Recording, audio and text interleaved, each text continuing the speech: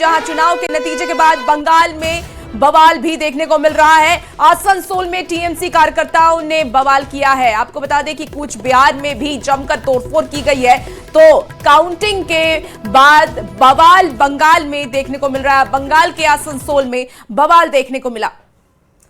तो बिल्कुल ये तस्वीरें देखिए किस तरीके से काउंटिंग सेंटर के बाहर जो तमाम पार्टियों के कार्यकर्ताओं का जुटान था, वहां पर अब तोड़-फोड़, हताशा, निराशा जो है वो नजर आती है, जो अब हिंसक रूप लेती हुई दिख रही है। हालांकि फोर्सेस की तैनाती बड़ी तादाद में इसीलिए की गई है क्योंकि इसका अंदेशा पहले से था कि यहाँ पर ऐसी स्थिति बन सकती है और उसके बाद जो लोग आपस में उलझते हुए नजर आ रहे हैं, ये कार्यकर्ता जो आपस में उलझते हुए नजर आ रहे हैं, उन्हें कैसे कंट्रोल किया जाएगा, तो उसके लिए पूरी आजादी दी गई है। देखिए कुर्सियां चारों तरफ टूटी हुई आपको नजर आ रही होंगी। दूसरी तरफ देखिए काउंटिंग सेंटर पर पहुंचकर ये कार्यकर्ता जो हैं वो किस तरीके से यहां पर बवाल मचाने की कोशिश कर रहे हैं, लेकिन एहतियात कैसे बरता जाना चाहिए उस लिहाज से यहां पर फोर्सेस की तैनाती भी सुनिश्चित की गई है और इन कार्यकर्ताओं को यहां से बवाल करने से रोका जा रहा है। बिल्कुल, और ये दो तस्वीरें दिखाती है कि टीएमसी की गुंडागर्दी कैसी है कि अगर उनके पक्ष में वोट नहीं आते हैं, उनके पक्ष में नतीजे नहीं आते हैं, तो वो तोड़फोड़ करना शुरू कर देते हैं।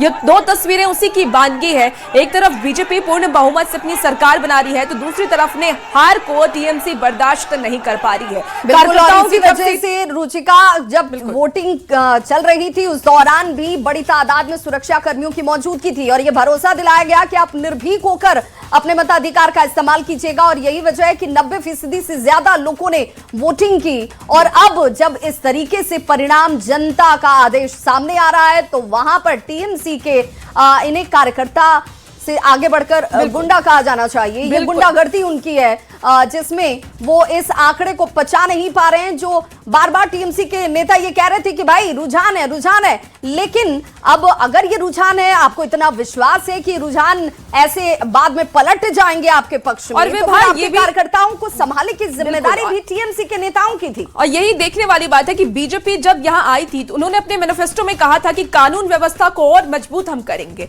वो जरूरी भी है क्योंकि सोचिए कि सिर्फ अभी नतीजे आ रहे हैं और उसके बाद इस तरीके की गुंडागर्दी की तस्वीर सामने आती है। टीएमसी पहली बार ऐसा है जब हार रही है, लेकिन उस हार को वो पचा नहीं पा रही है। उस हार की तस्वीर अभी पूरी तरीके से निकली भी नहीं है, अभी काउंटिंग अभी जारी है, लेकिन इस बीच ये तस्वीर काफी कुछ सवाल खड़े करती है कानून व्यवस्था पर।